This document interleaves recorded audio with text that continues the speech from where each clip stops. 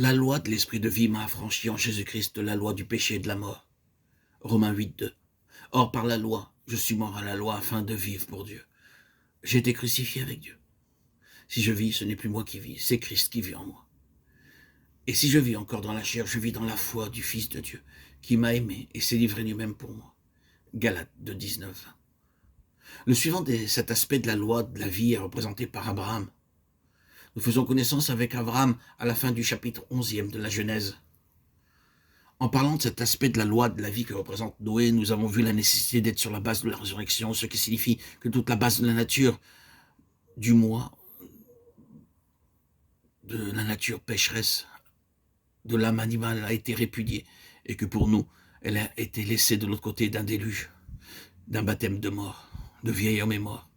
Nous nous considérons donc désormais comme étant sur une base de résurrection. Et là, nous mettons notre main dans celle d'Abraham pour le laisser nous conduire et nous dire ce qu'est le pas suivant dans le chemin de la vie.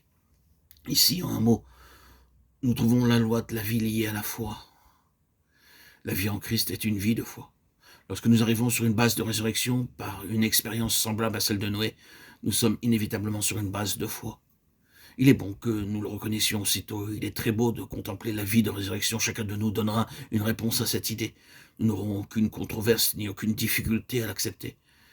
Mais comprenons bien que la base de la résurrection entraîne avec elle inévitablement et inséparablement une vie de foi. Il est impossible de connaître cette vie autrement que dans le chemin de la foi. Et c'est dans le chemin de la foi que cette vie grandit. Ces deux choses vont ensemble. L'une découle de l'autre.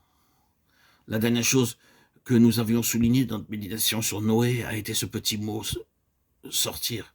Le témoignage que Noé rendait tandis qu'il construisait l'arche, c'était qu'il était en dehors de l'état de choses qui existait alors. Il préparait un exode, un moyen, une voie de sortie. Par la construction de l'arche, il déclarait ce fait. « Je ne suis pas en ceci, je suis en dehors de ceci ».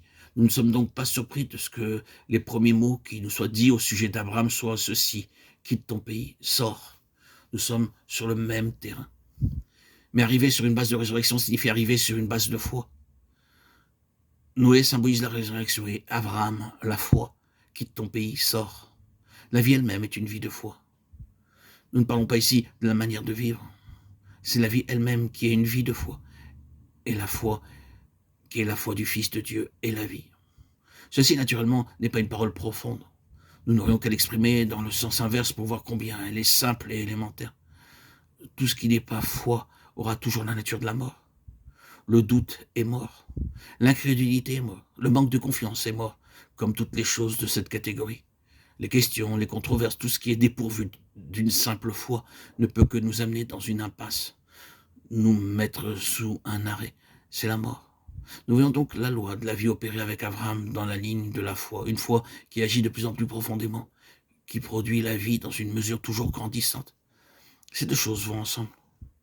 Plus profonde est la foi, plus profonde sera la vie. De même, une mesure de vie plus grande implique une voie plus profonde.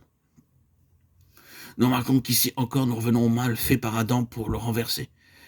Avec tous ces hommes, Abel et Noé et Abraham et tous les autres, Dieu agit par un recul. Il renverse le mal fait par Adam. Lorsque nous arrivons à Abraham, nous trouvons en lui le triomphe de Dieu sur ce péché fondamental de l'incrédulité.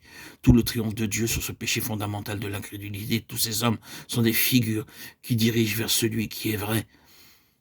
En Jésus-Christ, ils seront tous rassemblés, non pas de manière figurée ou représentative, mais d'une manière vivante et actuelle.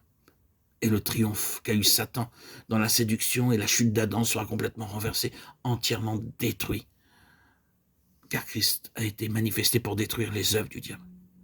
Mais ici déjà, nous voyons les œuvres du diable détruites d'une manière qui n'est pas simplement symbolique et figurée. Dieu renverse le cours des choses et annule la faute d'Adam. Il corrige les choses.